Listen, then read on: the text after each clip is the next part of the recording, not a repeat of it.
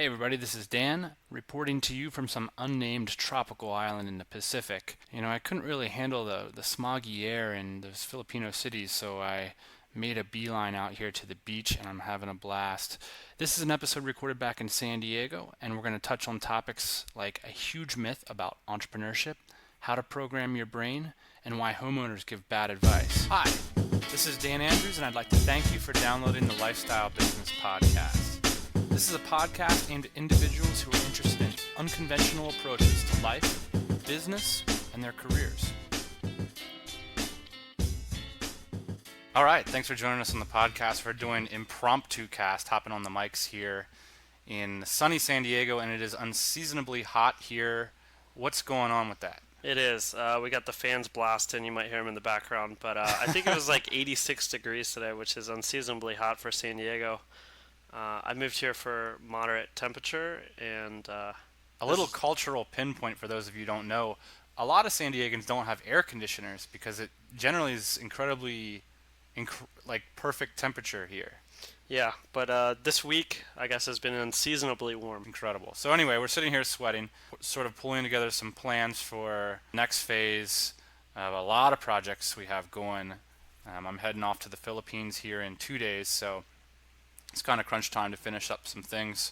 I want to do a myth episode. I have this idea that there's very common myths about owning your own business and entrepreneurship. One is that there's easy systems that work for everybody, but one is that comes up quite often is this one you just alluded to, which is that running your own business is harder than having a job. Yeah. And I think that there are certain things, like in the last episode, I talked a little bit about fear, and I think as an entrepreneur you have to face down your fears a little bit more. Yeah, I think you've got a lot of harder decisions to make, and a lot of decisions that are more impactful than if you had a job. Or you're looking down a higher cliff. You have more distance to fall, at least emotionally, not necessarily actually. There's a lot of, I think, there's a lot of good arguments behind the fact that being an entrepreneur can actually be more stable in terms of reliability or stability than being an employee. Yeah, definitely. I mean, you have more of a say in your direction. Right. So the stuff that you do every day isn't any harder than the stuff that you might do as an employee. No, I think it's just a series of decisions. I mean, that's what it always is, right? So, like you said, the stakes are just a little bit higher. Right. And once you can kind of get confident in that decision-making process, it's just bang, bang, bang, going down the list. And those decisions, your good judgments, you benefit from them. So that's the exceptional quality of it that I like a lot. I mean, plenty of people, as employees, don't work very hard. And I think you can do the same thing as a business owner. There's plenty of halfway successful businesses that are run by people that don't work very hard. So what I'm interested in is a successful business that grows quickly and generates a lot of revenue and gives people jobs and produces cool things. One of the things is that it's another myth to me relative to entrepreneurs is I feel like there's two sorts of literature or help for entrepreneurs. One are like the mainstream kind of magazines that really focus on case studies of top level kind of exceptional cases, which is problematic, right? So even if you get your MBA, right, and you go read the case study of the one company that worked, what about the case study of the 20 companies that failed? Yeah. You're learning about a case that's exceptional. That seems like a problem to me. On the other hand, you've got kind of business self-help entrepreneur guru type guys that are on a whole different scale. And both of them seem to ring a little false. And I think although being an entrepreneur, ultimately you're going to create more wealth if you can provide more people with more value and change more people's lives, I think ultimately the beginning phases, most people are focused on creating change in their life. You know what I mean? So there's this there's this image of the noble entrepreneur who all they try to do on the one hand is like change the world. And you get a lot of this in tech forums and Inc. magazine, and like these people are just so passionate about their products and whatnot, right? And on the other hand, you've got the work from home guru guys. Mm-hmm. And one of the things that has been a big focus for me, and I found that there's not a lot of literature out there, is the personal transformation process where you get used to the idea of providing value to people. You get used to like building up your confidence. And a lot of the people you read about, for inspiration, it seems like they've never had a chink in their armor ever. Like they've Yeah. just been so confident about their software product for the past 6 years, and that's all they do, and they're talking about changing the world left and right. But I think for most people, the journey is about changing their life. Yeah, I think that's true. And I think for a lot of people, it's about spending your time how you want to spend your time, and building things that are valuable to you. I think that's true. Well, I wanted to share one thing out of a book that I'm reading. It's called The Sex Lives of Cannibals. It's a travel memoir, and I love to read travel memoir. I love to read books in general, but this is a memoir by a guy who went to an island in the South Pacific. I think what this paragraph demonstrates for me is part of the difficulty of being an employee. For a lot of people, they look at it as the easy way out. Now, we certainly disagree financially that that's the easy way out in terms of stability, but maybe for some people, it's a mental way to ease the burden. As an entrepreneur, it's too daunting, it's too risky, it's too worrisome, too many decisions, too much work. I'll just go to my job and sort of relax. And I think that for a lot of people, employment, there's a lot of benefits. And they see those benefits. But this paragraph is a common sentiment against that kind of comfort, and something that really rings true with me. I had grown accustomed to life being interesting and adventure-ridden, and rather childishly, I refused to believe that this must necessarily come to an end, and that the rest of my life should be a sort of penance for all the reckless, irresponsible, and immensely fun things I'd done before. Now he's starting to reflect a little bit on his college years, essentially, where he did a lot of traveling, he did a lot of internships abroad, and he just had a blast. Being a data entry clerk, even though I was very, very good, just didn't compare to being an incompetent war correspondent. In Washington, D.C., I never quite knew what my ambitions were. I sensed that I should move on from waiting tables and house painting and temping and clerking, but the idea of working in an office and doing office-type work in a committed fashion seemed like a little quiet death to me. To me, there's a pain there for the employee, which is that although people apologize for their jobs left and right, I don't know anybody who would choose to do their job. And the problem with that isn't that you should never do things that you wouldn't want to do. The problem is when they stop working, it's over. They don't get anything from all the time that they spent doing something that they didn't want to do. That is such an incredible shame. On the other hand, you've got guys like the author here who's reflecting on a truly passionate time in his life when he was able to do all kinds of crazy things or go after the wind of passion, so to speak. People can make you feel guilty. He even uses those words like reckless and irresponsible, like as if it were somehow irresponsible to spend your life traveling. Yeah, I think that a lot of people tell you it would be, and that's a tragedy, for people to listen to that. The worst thing about all this is that there's like a set way that you're supposed to live your life, and that, like you said, that you shouldn't enjoy your life and you shouldn't travel and you shouldn't do what you want for the rest of your life because for some reason you don't deserve it because nobody else is doing it. Right? So that's a huge problem if you're trying to do that with your life, because you're going against all the social norms. You're probably going against what your friends are doing. Right. So it's real difficult to do it, but the value there, the value is clear, and the value proposition is that you can fulfill your fantasies. You can go travel, or you can do nothing, or not much of anything, and you can potentially be much happier than you would be otherwise.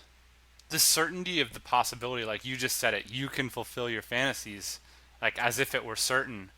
There's a school of self-help that I'm not too familiar with, but in like the NLP cyber cybernetics realm, which talks a lot about modeling precedent cases. So the idea goes, if somebody else has done it, then you can too. Mm-hmm. And in order to do it, you have to create the same kinds of actions that they created in order to get the outcomes that they got. Well, the example that Tony Robbins gave in his recent video with Frank Kern was awesome, which is about the first man, I can't remember his name, but he was a remarkable runner, couldn't break the 4-minute barrier, and so did visualization techniques. Now, he had no precedent case. he had to break through in his mind and visualize running that 4-minute mile. And within 2 years, no one had ever done this before. After he broke the 4-minute mark, 27 runners within the next 2 years met that mark. And I think that's because, and the way Tony describes it is, they understood that they had that potential. And so they tapped into this idea, the precedent case. If you believe you have the potential, then that will inspire you to create the actions that will beget the results that meet whatever your fantasies are. Right. And it's interesting because you don't hear a lot about the social pressure. What I think what's interesting too about the social pressure is, like, if you asked yourself when you were a kid, when you were, say, 15 or 12 years old, Dan, let me tell you something that's really going to excite you. When you're 30 or when you're 35, you see that building over there that houses 1,000 people, you're going to be working in that high rise from 8 in the morning until 5 at night, and then you're going to get in your automobile that you don't own because you're still making payments, and you're going to drive back to your condo that maybe you own and you're still making payments for on 30 years. You own 15% of it. Right. And you're paying double to the bank. Right. And then you're going to go to the grocery store and you're going to buy a bunch of food that's fairly overpriced. And the great thing about that is you're going to do it over and over again, 365 days a year, and maybe you'll take a vacation to Hawaii for a week out of the year, right? So, like, man, if somebody told me that that's what I was working for when I was in middle school or high school, I think I would have just left right then. I think I would have just walked out of the room and said that there's got to be a better option. And so, the social pressure is such that there's so much reinforcement to do that. You'll never have any problems getting along with people if that's what you do. And maybe, the social pressure comes in also because a lot of the people that we love and care about in our lives have taken that route. And so, there's legitimate pressure involved in kind of navigating those relationships. But my suggestion would be, if you are an entrepreneur, never take any advice or value judgment from someone whose first priority in life is to own their home. Well, at least not as their first objective in life. Yeah, I mean, you have to find people who are going after their passions, and I think that legitimately, home ownership, the home that they live in, is sort of seems to be like a rallying cry passion for a majority of employee-minded type people. And if you're an employee-minded type person, that's fine. This podcast is definitely not for you. Yeah, I mean, we're all going to get to the finish line, right? We all end up at the same place at the end of our life. But, not taking the beaten path, there's a lot of advantage to not taking the beaten path. When you talk about this idea of precedent action, if you produce mediocre or standard average results, you will get standard and mediocre returns. And that much is very clear. You're not going to get extraordinary results by doing ordinary things. And so that's something, if you want to be an entrepreneur, that you need to drill into your mind. If you want to be someone who travels the world and pops off a couple emails and makes $1 million a year, you need to do extraordinary things. You need to provide extraordinary value. There's just no way around it. Now, everybody has the potential to do it. And the things that hold people back are fear and belief and pressure. Pressure from other people to fall in line. And you're not going to find a lot of allies when you're trying to step out and do something that isn't on other people's radar screen. Yeah, it's interesting that you don't mention money anywhere in that, because a lot of people would say, well, being an entrepreneur and starting your own company is really expensive, and it's takes a lot of time, and how am I going to raise the capital to kind of start this kind of company that I want to start? But money is never the reason for any of this stuff to go down. Money is always available when it comes down to it. If you've got a good enough idea, you can always get money.